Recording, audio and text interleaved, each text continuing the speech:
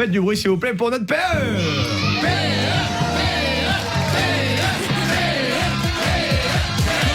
Coucou les amis.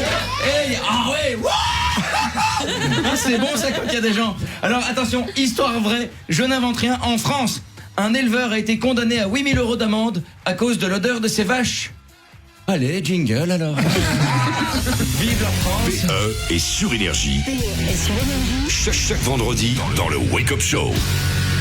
C'est donc effectivement une histoire vraie, hein, la justice en France. C'est Alice au pays des merveilles, ils sont défoncés au psychotrope.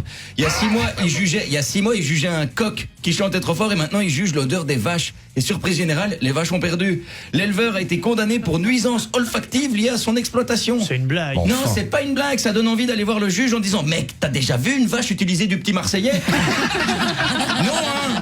Une vache à des sabots, ça peut pas se shampouiner. L'éleveur avait été attaqué en justice par un couple de retraités néo-ruraux arrivés de Saint-Étienne et gênés par les odeurs. LOL, quand tu viens de la ville, t'es juste très mal placé pour juger les odeurs. La ville, c'est l'endroit qui pue le plus au monde. Je veux dire, ça vous est déjà arrivé de prendre le métro en été ? Ouais. Ah ben, à côté de ça, l'odeur d'une vache, honnêtement, c'est du Chanel numéro 5.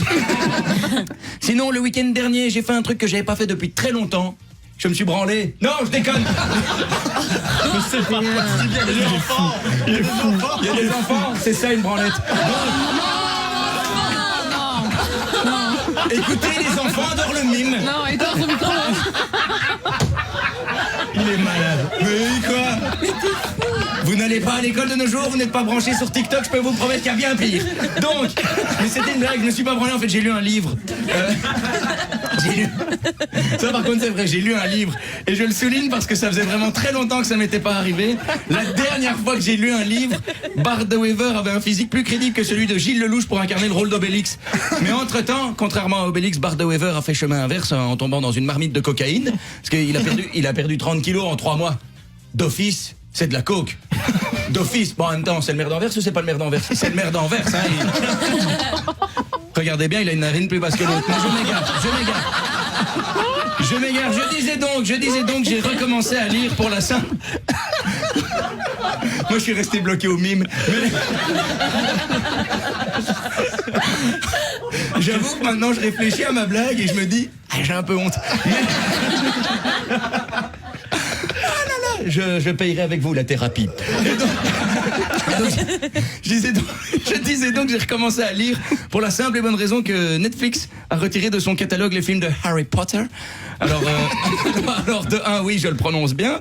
Et de 2, suite à ce drame, car oui, c'est un drame, je ne vais plus sur Netflix. Pourquoi ? Parce que je suis perdu, les gars. Je suis perdu sur Netflix. Il y a trop de choix. Je me sens comme un curé devant 12 enfants de cœur. Je suis là à me dire lequel choisir. Mais oui, Impossible. mais contrairement au curé, je n'en choisis pas et je vais dormir. Donc plutôt que de perdre des soirées à choisir un film que je ne regarderai pas parce que finalement il est trop tard, j'ai décidé de recommencer à lire et je vous conseille donc Les Yeux Rouges de Myriam Leroy. Ça parle de cyberharcèlement. Je n'ai pas de vanne. Vraiment, mais s'il y a des profs qui nous écoutent, je pense que ce livre devrait être étudié à l'école. Ça éviterait pas mal de problèmes. Et là, j'imagine qu'il y a des gens en voiture qui doivent se dire « Non, attends, c'est toujours Énergie ou on a switché sur la première ?» Eh non, mec, t'es toujours sur Énergie. La culture, c'est pas réservé qu'aux vieux. Bim. J'ai voulu t'imiter quand j'ai écrit le bim. Mais c'est bien, tu le fais très bien. Merci. Alors, toujours le week-end dernier, il y a eu la marche contre les violences faites aux femmes. Malheureusement, dans ce genre de cas, il y a toujours un homme pour te dire « Ah, nous aussi, on souffre !» Oui, génial. Oui, c'est vrai, il y a des hommes qui souffrent, ok, c'est indéniable, mais l'homme ne souffrira jamais autant qu'une femme, tant qu'on vivra dans une société aussi débile, aussi misogyne. Je vous le prouve avec un exemple. Sur une actu que j'ai lue, aux États-Unis, une Américaine risque la prison pour avoir bricolé seins nus chez elle. Enfin. C'est pas une vanne. On est en 2019. Ça se passe aux States, hein, c'est pas au Qatar. Alors, le Qatar, pour ceux qui ne voient pas, c'est un pays qui est situé entre 800 et 1430 après Jésus-Christ. Alors...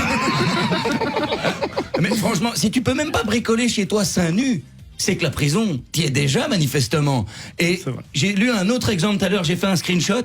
J'ai pris mon portatif, ouais. Mon portatif. Ouais, moi j'appelle ça mon portatif.